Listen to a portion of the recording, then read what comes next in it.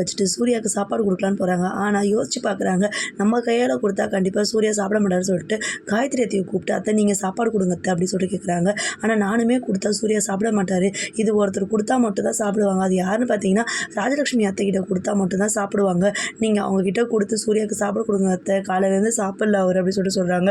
இன்னும் சூர்யா மேலே பாசம் வச்சுட்டு இருக்கேன் மகா அப்படின்னு சொல்லிட்டு, நான் பண்ணது தப்பு தானே அத்தை, அதனால தான் அத்தை இப்படி பண்ணிட்டுருக்கேன் அப்படின்னு சொல்லிட்டு மகா ரொம்ப ஃபீல் பண்ணி சொல்கிறாங்க. சரி சொல்லிட்டு ராஜலட்சுமி கிட்ட எடுத்து போய் சாப்பாடு கொடுக்குறாங்க. இதுமாதிரி சூர்யா காலிலேருந்து சாப்பிடவே இல்லை, யார் கொடுத்தாலும் வேணான்னு சொல்கிறாங்க. நான் என் பிள்ளைக்கு கொடுக்குறேன் பார், கண்டிப்பாக சாப்பிடுவான் என் பிள்ளைன்னு சொல்லிட்டு ராஜலட்சுமி எடுத்து போய் டிஃபன் கொடுக்குறாங்க. சரி சொல்லிட்டு சூர்யாவும் பார்த்தீங்கன்னா சாப்பிட்டுக்கிறாங்க. தேவி கௌதமும் பிளான் பண்ணுறாங்க, தாத்தா இன்னும் 2-3 மாதம் தான் இருப்பார், அதுக்குள்ளே ஏதாவது பார்த்தீங்கன்னா நம்ம சொத்து எழுதி வாங்கிக்கணும்னு சொல்லிட்டு ஒரு பத்திரத்தை ஒன்று ரெடி பண்ணிட்டு வாடா, அதுக்குள்ளே போயிட்டு நம்ம ஏதோ கொஞ்சமாக சொத்து எழுதி வாங்கிக்கலாம் இப்போதைக்குன்னு சொல்லிட்டு தாத்தாட்ட போயிட்டு அந்த பத்திரத்தை எடுத்து நீட்டுறாங்க. எனக்கு இந்த மாதிரி கொஞ்சம் சொத்து எழுதி கொடுங்க, நீங்கள் போயிட்டீங்க அப்படின்னா யாரும் எங்களுக்கு சரிபாகமாக தரமாட்டாங்க, எங்களை எல்லாருமே ஒதுக்கி வச்சு தான் இங்கே பார்க்குறாங்க, யாரையுமே சரிசமமாக பார்க்க மாட்டேன்றாங்க அப்படின்னு சொல்லிட்டு தாத்தாவை பிரெயின் வாஷ் பண்ணுறாங்க.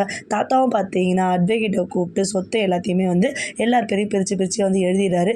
எல்லாரையும் வர சொல்லி அந்த சொத்தை நான் இந்த மாதிரி எழுதிட்டேன், நான் இன்னும் கொஞ்ச நாள் தான் இருப்பேன், நீங்கள் எல்லாருமே ஒத்துமையாக பிரித்து அவங்கவுங்களுக்கு வச்சுருக்கேன், நீங்கள் எடுத்துக்கங்கன்னு சொல்லிட்டு வைக்கிறாங்க டேபிள் மேலே. கௌதமுக்கு சித்ராதேவிக்கு பார்த்தீங்கன்னா செம்ம சந்தோஷம். ஐயோ சொத்தெல்லாம் பிரிச்சுட்டாங்க, இனிமேல் நம்ம பணக்காரங்க, நம்ம நினச்சதை சாப்பிடலாம், நினச்சதை பண்ணலாம், உனக்கு கௌதம் நான் உனக்கு டைவர்ஸ் பண்ணிட்டு திரும்பி கல்யாணம் பண்ணி வைப்பேன் அப்படின்னு சொல்லிட்டு நினச்சிட்டே இருக்காங்க. சூர்யா பார்த்தீங்கன்னா கோவமாக வந்துட்டு அந்த பத்திரத்தை எல்லாத்தையுமே கிழிச்சு போட்டுறாரு.